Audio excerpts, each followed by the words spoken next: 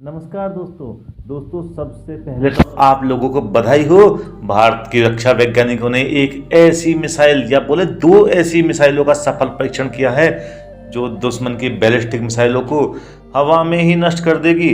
और इतना ही नहीं दोस्तों, हमारी इंटरसेप्टर मिसाइलें एक्सो एटमॉस्फेरिक यानी कि वायुमंडल के बाहर और एंडो एटमॉस्फेरिक यानी कि वायुमंडल के अंदर दोनों ही जगह काम कर सकेगी। और आने वाले समय में जो मिसाइलों के खतरे देश के ऊपर घूम सकते हैं ना, उनका जवाब होने वाली हैं हमारी ये दोनों इंटरसेप्टर मिसाइलें। अब दोस्तों, इन मिसाइलों के बारे में सुनकर आप ये तो समझ ही गए होंगे कि आज का हमारा वीडियो होना है भारतीय रक्षा क्षेत्र में आने वाली मिसाइलों के बारे में। और दोस्तों, आपसे अनुरोध करता हूँ आप वीडियो में लास्ट तक जुड़े रहें क्योंकि बहुत ही अच्छा वीडियो होने वाला है।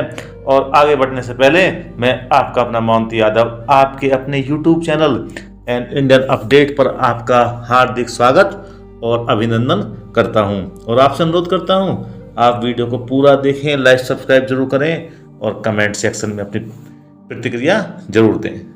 दोस्तों, DRDO ने पहले ही बता दिया है इन मिसाइलों के परीक्षण के बाद ही कि ये multi layered ballistic missile defence system ने अपने टेस्ट के दौरान इंटरसेप्ट किया है बैलिस्टिक मिसाइलों को दूर से आते हुए टाइमली नष्ट किया है, जिससे उभरते और एडवांस मिसाइल खतरों का मुकाबला करने के लिए भारतीय टेक्नोलॉजी की उपयोगिता और ताकत दोनों की ही पुष्टि हो गई है। दोस्तों, ये मिसाइलें भारत के मल्टी लेयर्ड डिफेंस सिस्टम को और मजबूती देंगे और मध्यम दूरी पर दुश्मन के नौसैनिक लक्ष्यों को भी ठिकाने लगाने में सक्षम होंगे।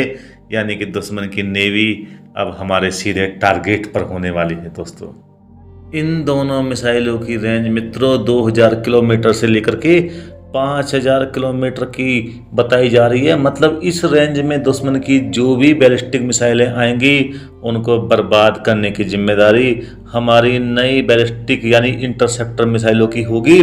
और इनकी रेंज के चलते इन्हें इंटरमीडिएट रेंज बैलिस्टिक मिसाइल की श्रेणी में यानी कि IRBM कैटेगरी में रखा गया है। पहले ही बता चुका हूँ, एक्सो एस्फॉर्मिक और एंडो एस्फॉर्मिक दोनों जगह पर ही काम कर सकेंगी। और अभी इनके टेस्ट पूरे नहीं हुए हैं। टेस्ट पूरे होने के बाद उन्हें यूजर ट्रायल के लिए भी भेजा जाना है। दोस्तों, अब इससे सबसे ज़्यादा परेशानी किसको होने वाली है? दोस्तों, इससे सबसे ज़्यादा परेशानी वो होने वाली है हमारे फालतू से पश्चिमी पड़ोसी, समझ तो गए होंगे आप, जिसके पास है फतेह 1 फतेह 2, चीन में बनी P282 जिसे लंबी दूरी की बैलिस्टिक मिसाइलें उसके पास हैं। और चाइना नई नई मिसाइलें विकसित भी कर रहा है जिनका इस्तेमाल भी वो करेगा, हमारे पश्चिमी पड़ोसी को भी देगा। लेकिन दोस्तों, हमारी इन मिसाइलों के आने के बाद में बैलिस्टिक मिसाइलों की दुनिया का गेम बदलने वाला है। इंटरकॉन्टिनेंटल बैलिस्टिक मिसाइलें यानी कि ICBM से जो खतरे पैदा हो सकते हैं ना दोस्तों, उन खतरों का जवाब है हमारी ये दोनों इंटरसेप्टर मिसाइलें जिनका भी नामकरण हमने नहीं किया है। ये मिसाइलें न सिर्फ दुनिया को और दुश्मनों को ठिकाने लगाएंगी बल्कि हमारे नेवल शिप्स की रक्षा करने में भी सक्षम होंगी, क्योंकि आने वाली लड़ाइयों में समंदर बहुत इंपॉर्टेंट होने वाला है। और ये बात तो आप हॉर्मुज़ में देख ही चुके हैं कि समंदर की इम्पोर्टेंस कितनी ज़्यादा है आने वाले वॉरफेयर के दौरान।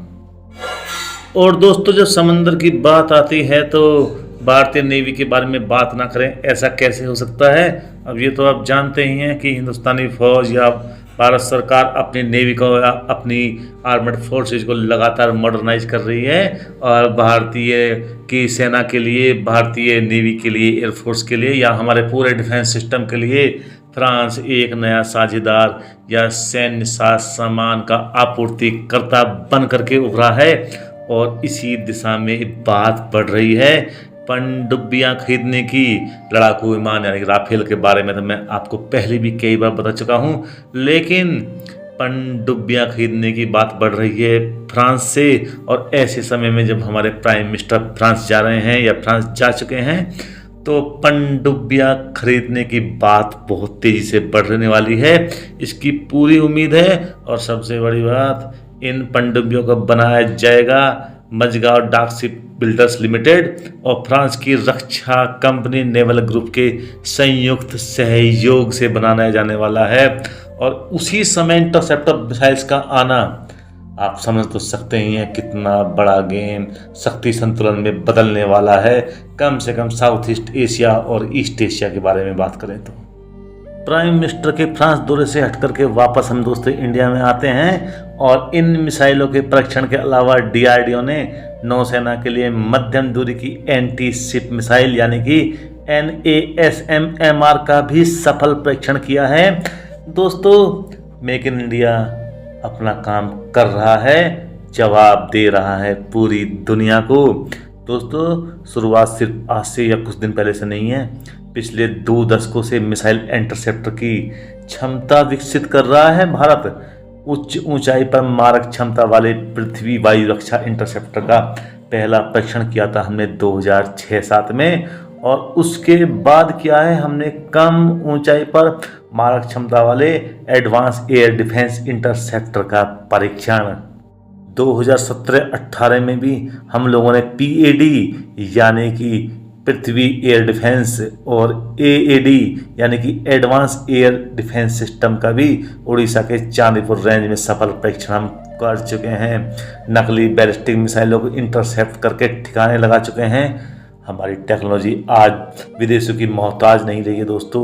हमारे रक्षा वैज्ञानिक शानदार काम करते हुए अपनी खुद की टेक्नोलॉजी विकसित कर रहे हैं। और वैसे भी आप जानते हैं, मैं कई बार बता चुका हूँ, अगर दुनिया पर राज करना है या राज छोड़ दो, अगर थोड़ा समावेशी बात करें, अपनी रक्षा करनी है तो उधार के हथियारों से अपनी रक्षा नहीं होती, ना उधार के हथियारों से सुपर पावर बना जाता है।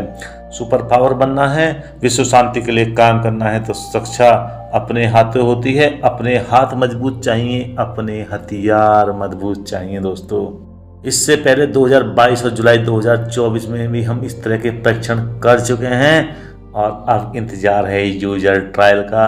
उम्मीद करते हैं बहुत जल्दी लैब टेस्ट पूरे हो जाएंगे, रेंज ट्रायल ख़त्म हो जाएंगे और फिर यूजर ट्रायल शुरू हो जाएगा दोस्तों।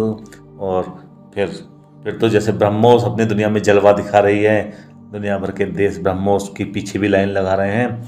इंटरसेप्टर मिसाइलों में भी हम हथियारों के मार्केट के एक नए सौदागर बन के जरूर उभरेंगे।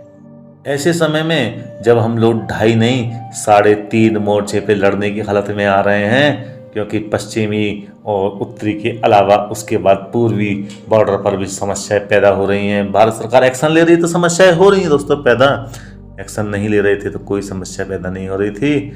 ऐसे समय में हाथों की मजबूती बहुत ज़्यादा ज़रूरी है। खैर इसी के साथ मैं आपको बताता हूं कि उड़ीसा का चांदीपुर में स्थित एकीकृत परीक्षण रेंज यानी कि ITR हमारा सबसे शानदार मिसाइल परीक्षण केंद्र है दोस्तों। अब इन इंटरकॉन्टिनेंटल बैलिस्टिक मिसाइलों के खतरे से जूझने के लिए देश अपने आप को सक्षम भी कर रहा है, और सक्षम ही नहीं कर रहा है, पहले भी मैं बोल चुका हूँ, हमें हथियारों का सौदागर बनना है और हमारी सरकार इस विजन पर, हमारा देश इस विजन पर काम भी कर रहा है दोस्तों। तो एक बधाई तो बनती ही है।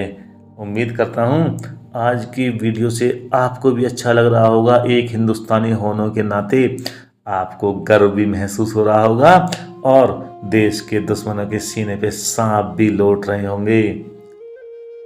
आज के इन 3 परीक्षणों ने बता दिया है आज का भारत इतिहास लिख रहा है, नए सिरे से इतिहास लिख रहा है। एक लंबी निद्रा के बाद भारतीय रक्षा क्षेत्र एक बार फिर उन्हीं ऊंचाइयों को छूने की कोशिश कर रहा है या छूने जा रहा है जिन ऊंचाइयों पे कभी हम हुआ करते थे। ये ब्रह्मास्त्र, ये दिव्यास्त्र, ये सब कुछ थे दोस्तों। ये सिर्फ कपोल कल्पना नहीं थी, और अगर ये कपोल कल्पना थी भी ना तो इन कपोल कल्पनाओं को करने वाले भी हम ही थे। लेकिन ये कपोल कल्पना नहीं थी, ये हमारा इतिहास है, हमारा गौरवशाली अतीत है। लेकिन समय के साथ हम इसे भूल गए, हम मेरे अंदर इन्फिनिटी कॉम्प्लेक्स आ गया। लेकिन अब एक बार हम उन सब चीज़ों को उखाड़ कर फेंक रहे हैं। एक बार भारत अपने क्षमताओं का प्रदर्शन दोबारा से कर रहा है। खैर दोस्तों आज का वीडियो लंबा हो रहा है, 10 मिनट होने वाले हैं। इससे ज़्यादा समय मैं आपका नहीं लूँगा और इस वीडियो को मैं यहीं पर समाप्त करता हूँ। आपसे अनुरोध है कि अगर आपको वीडियो पसंद आया है तो आप वीडियो को लाइक करें, चैनल को सब्सक्राइब करें और कमेंट सेक्शन में अपनी प्रतिक्रिया जरूर दें। जय हिंद दोस्तों, वंदे मातरम, भारत माता की जय।